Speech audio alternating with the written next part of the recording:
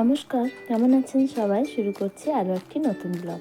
আজ মঙ্গলবার সকাল সকাল কাজ সেরে স্নান করে ঘরের পুজোয় বসবো। প্রত্যেক মঙ্গলবার গুড্ডুর বাবা আর আমি হনুমানজির মন্দির যাই পুজো করতে। আজও থালা রেডি করে যাচ্ছি সেখানে। হনুমানজির জন্য ছোট্ট একটা গদা নেওয়া হয়েছিল, সেটাই আজ অভিষেক হবে। বাড়ির সামনে বিশাল গার্ডেন আছে, সেখানেই মন্দির আছে। চলুন তাহলে যাওয়া যাক।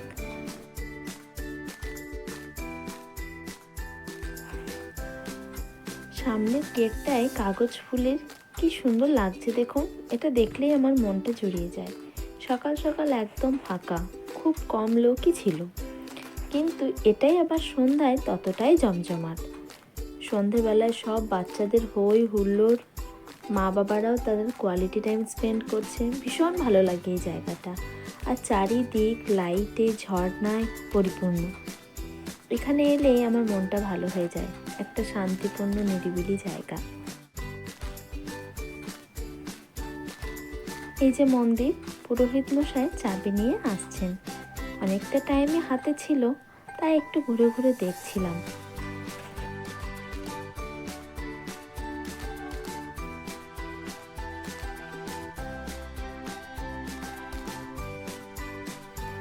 এই পার্কটায় অনেকগুলো নারকেল গাছ আছে দেখুন। এই বাটিক প্রিন্ট শাড়িটা আমার ভীষণ পছন্দের, কারণ এই শাড়িটা প্রিয় মানুষের দেওয়া।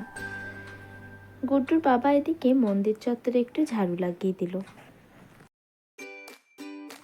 গেট খুলেই হনুমানজির দর্শন। ছোট্ট একটা মন্দির, তার মধ্যে ছোট্ট হনুমানজি। ভীষণ ভালো লাগে এই জায়গাটা। পণ্ডিতজি পুজোয় বসে পড়েছেন। প্রথমেই সিঁদুর আর চামেলি তেলে প্রভুকে প্রলেপ দেওয়া হলো। অনেক দিনের ইচ্ছা ছিল, আজ সেটা পূর্ণ হলো। কারণ এই ছোট্ট গদাটা পাওয়াই যাচ্ছিল না, অনেক কষ্টে এটাকে পেয়েছি। এরপর প্রভুকে মালা পরানো হলো। পণ্ডিতজির সাথে সাথে আমরাও পুজোয় বসেছিলাম, তাই আর ভিডিও ক্লিপগুলো নেওয়া হয়নি। চলুন তাহলে, পুজোও শেষ, এবার বাড়ি ফেরার পালা। পণ্ডিতজিও চলে যাচ্ছেন ওনার নিজের কাজে।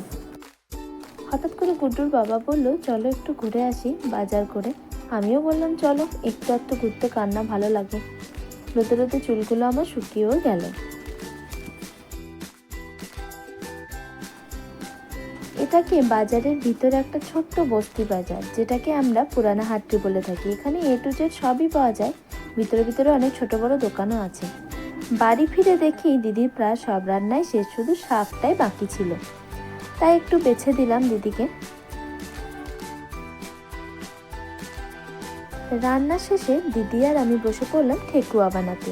ভীষণ ভালো লাগে এটা, দারুণ টেস্টিও হয়েছিল। সবটাই আমার দিদির হাতের জাদু। ওর হাতের সব রান্নাই ভীষণ টেস্টফুল হয়।